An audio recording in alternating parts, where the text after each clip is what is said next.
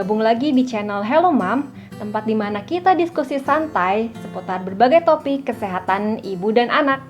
Dan pada video kali ini, kita akan membahas mengenai efek penggunaan gadget terhadap kesehatan mata. Memang akhir-akhir ini penggunaan gadget atau dalam bahasa Indonesianya gawai mau tidak mau meningkat ya, karena kita harus lebih banyak berinteraksi maupun beraktivitas dari rumah. Pengaruh penggunaan gadget ini tidak hanya ke kesehatan mata saja, tapi mencakup berbagai aspek, baik muskuloskeletal yaitu otot dan tulang-tulang tubuh karena kita relatif jadi jarang bergerak saat menggunakan gadget, kemudian terhadap saraf juga karena biasanya kita akan otomatis berada pada posisi yang sama untuk terus-menerus dan itu bisa mempengaruhi kerja otot dan saraf beberapa organ tubuh kita. Kemudian penggunaan gadget yang berlebihan juga dapat menimbulkan efek ke perkembangan mental dan sosial karena otomatis interaksi kita dengan orang lain juga menjadi terbatas. Dan ini terutama efeknya akan lebih terasa pada anak-anak yang memang lagi latihan banyak-banyak sosialisasi dan mengenal lingkungan sekitarnya. Selain itu ya tentu saja terhadap penglihatan ya karena kita terus akan menatap layar untuk jangka waktu yang panjang. Kali ini saya tidak sendirian loh Mam, saya ditemani oleh sahabat saya, Dr. Elisa Yopitasari. Dr. Lisa ini adalah seorang ibu dari 2 anak yang memiliki passion kuat akan gaya hidup sehat dan sehari-hari bekerja sebagai dokter spesialis mata. Jadi pas banget untuk diajak ngobrol tentang kesehatan mata. Sebelum kita masuk ke pembahasan bersama dokter spesialis mata kita, coba kita tilik-tilik deh, apa yang biasanya dirasakan jika kita terlalu lama menggunakan gadget. Mata jadi pedih, panas, kemudian berair, atau malah kerasa kayak kering gitu ya matanya. Kemudian penglihatan juga jadi buram, kemudian mungkin juga timbul keluhan sakit kepala. Nah, kumpulan berbagai gejala yang timbul akibat menatap layar terlalu lama itu disebut Computer Vision Syndrome atau CVS. Dan namanya sindrom itu kumpulan gejala ya Mam, jadi nggak harus semuanya langsung muncul bersamaan. Ini sangat dipengaruhi dari berapa sering, berapa durasinya kita memakai atau menatap layar gadget. Kenapa sih bisa muncul keluhan-keluhan Computer Vision Syndrome itu? Nah, kita perlu lihat lagi nih bahwa di mata kita ada satu fungsi penting yaitu fungsi lubrikasi oleh lapisan air mata. Setiap kali kita berkedip saat kelopak matanya turun, kelopak mata ini membawa air mata dan membasahi seluruh permukaan bola mata kita. Pada kondisi normal, dalam 1 menit kurang lebih kita akan berkedip 16-20 kali. Namun saat kita sedang menggunakan gadget dan sedang terfokus menatap layar, biasanya otomatis frekuensi berkedip ini menjadi berkurang. Lapisan air mata ini memiliki fungsi yang sangat penting. Apa aja fungsinya? Yang pertama, lapisan air mata ini memberikan asupan nutrisi dan oksigen ke bagian depan dari bola mata kita. Kemudian, lapisan air mata ini juga mengandung zat-zat yang bisa mencegah infeksi di permukaan depan bola mata ya, jadi menjaga imunitas atau daya tahan dari bola mata kita bagian depannya. Kemudian juga membantu penyembuhan kalau ada luka, misalnya kita habis kucek-kucek terlalu keras atau lagi mengalami infeksi mata. Nah, penyembuhan jaringan bagian depannya ini akan lebih cepat jika sering terkena lapisan dari air mata. Dan selain itu, lapisan air mata ini juga membantu fungsi penglihatan ya, karena membantu penghantaran cahaya supaya lebih optimal, jadi penglihatan kita pun jadi lebih jelas. Nah, karena itu pada saat penggunaan layar yang terlalu lama akan muncul berbagai keluhan tadi karena berkurangnya fungsi dari lapisan air mata. Selain berbagai keluhan tersebut, akhir-akhir ini juga kita sering dengar ya soal blue light atau sinar biru yang merupakan tokoh jahat pada penggunaan gadget. Sebetulnya apa sih sinar biru itu?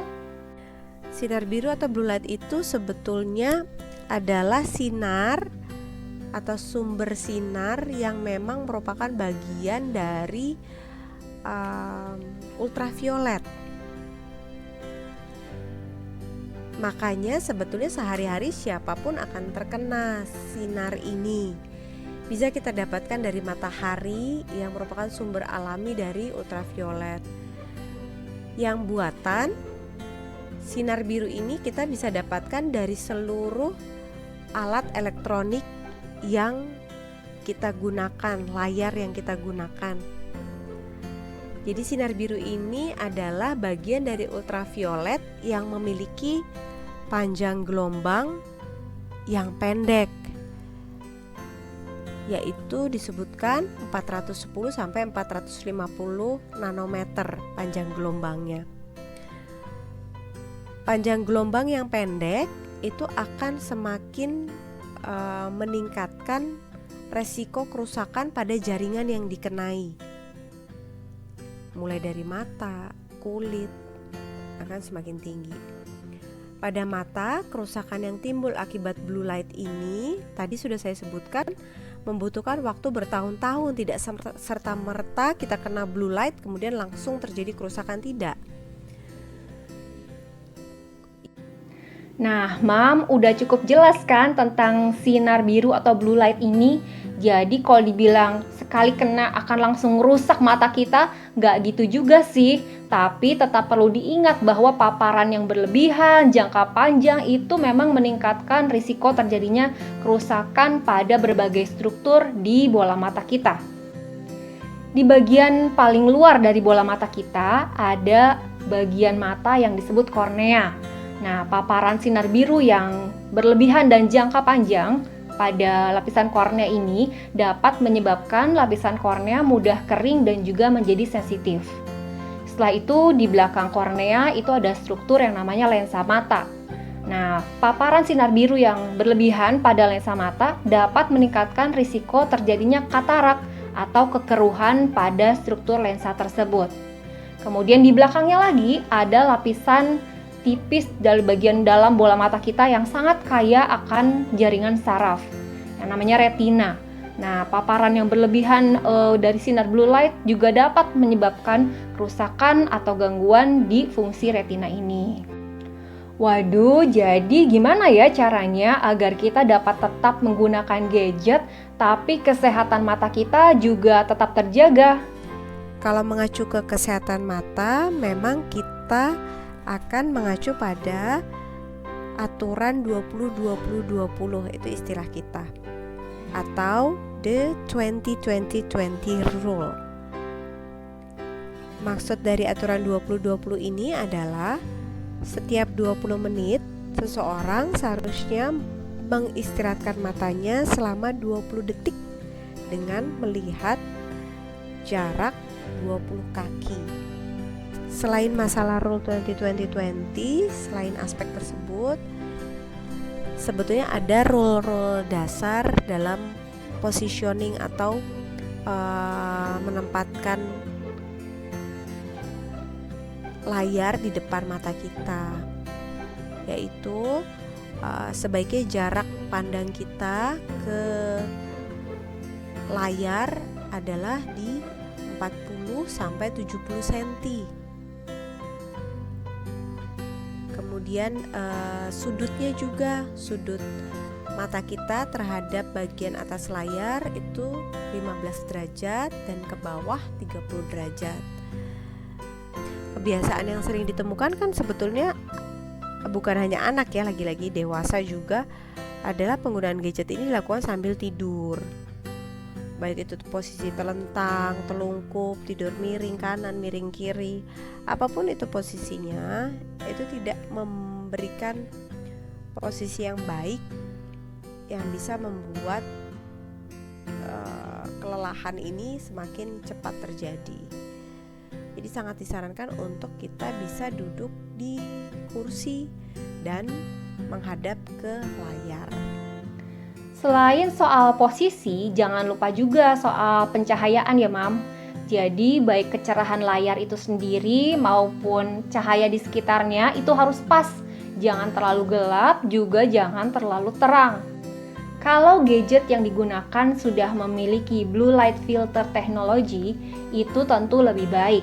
Namun jika belum, Penggunaan kacamata filter blue light juga dapat membantu mereduksi pengaruh buruk dari blue light ke bola mata kita.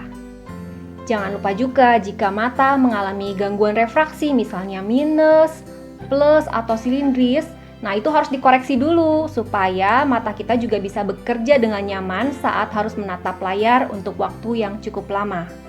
Selanjutnya biasanya pertanyaannya tentang durasi. Berapa lama sih durasi yang aman penggunaan gadget? Nah, sebetulnya tidak ada batasan khusus ya berapa lama penggunaan gadget yang aman. Hal yang penting harus diingat adalah penggunaan gadget itu bagian dari aktivitas sehari-hari kita. Jadi kalau kita terlalu lama duduk, diam, tidak bergerak akibat penggunaan gadget, tentu itu akan memiliki atau memberikan efek buruk. Demikian juga akibatnya akan mengganggu ke pola makan, pola tidur, ya, dan itu juga tentu akan menjadi buruk efeknya.